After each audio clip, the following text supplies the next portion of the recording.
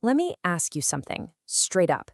If some person in a lab coat, an authority figure, told you to inflict pain on a total stranger, all in the name of science, would you do it? Now, most of us probably think we know the answer to that, and that's thanks to one of the most famous and infamous psychological studies ever done. Today, though, we're going to dig into the Milgram experiment. We're going to look at the story we've all been told, and then we're going to talk about the crucial parts that somehow we almost always get wrong. You see, for decades, this whole experiment has really been defined by one single chilling number, 65%. But to really get what that number means and what it doesn't mean, we have to go back to the beginning. We've got to understand why this experiment was even created in the first place. So let's rewind. It's the aftermath of World War II, and the entire world is grappling with this enormous, horrifying question. How could the Holocaust have happened? For a while, the main theory was something called exceptional evil, basically the idea that the people who did it were actual monsters, that they were fundamentally different from the rest of us. But then, in 1961, a psychologist named Stanley Milgram came along and asked a much more uncomfortable question. What if they weren't? What if any one of us, any ordinary person, could be made to do terrible things just by being told to? And to test that idea, he designed an experiment whose setup became legendary for being so simple, so elegant, and just so cruel.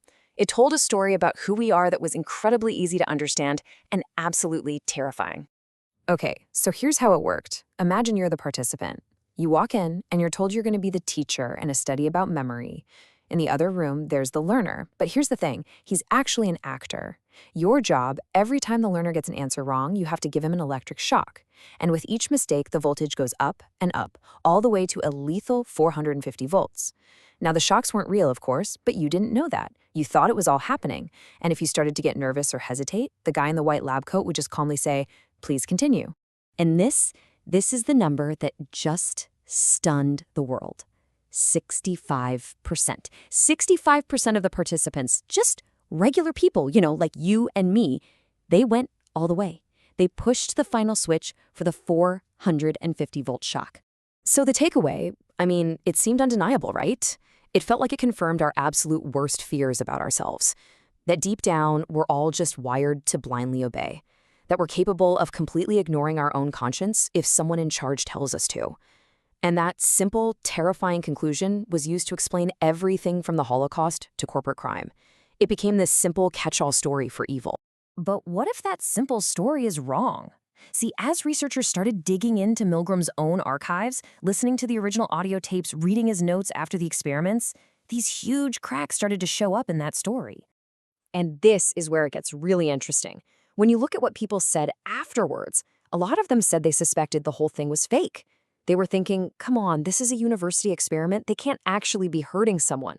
So for them, it wasn't some big moral test. They were just playing along with what they thought was a simulation.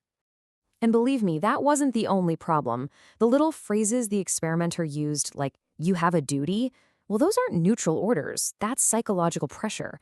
And it turns out the experimenter often went totally off script, just improvising to keep people in the chair.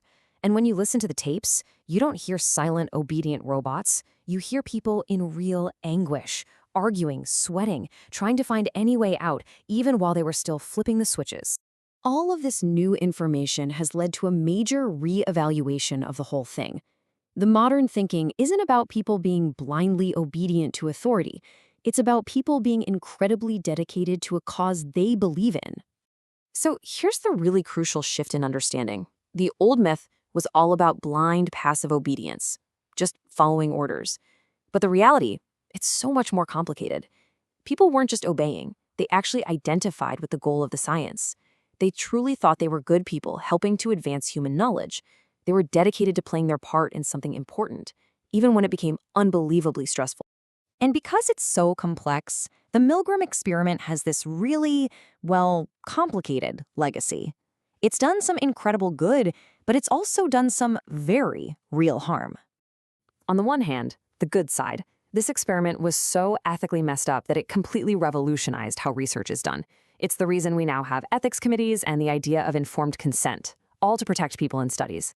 But on the other hand, its simple, scary conclusion painted this really pessimistic and maybe even lazy picture of humanity. It made it seem like horrible events like the Holocaust were just because of a simple glitch in our brains, which kind of lets the political and social systems that actually cause them off the hook. So you might be wondering, if the 65% number is flawed, and the main conclusion is pretty much wrong, why are we still talking about this experiment more than 60 years later? Why does it still haunt us so much? I think it's because its real power was never in the data. It's in the mirror that it forces us to look into. It shows us our own tendency to trust systems, to get swept up in causes, and to potentially lose sight of our own actions when we're convinced, absolutely convinced, that we're doing something for the greater good. Which brings us all the way back to the beginning. The real story of Milgram isn't about blind obedience. It's about conflicted conviction. And the question it leaves us with isn't just, would you follow an order? It's something tougher.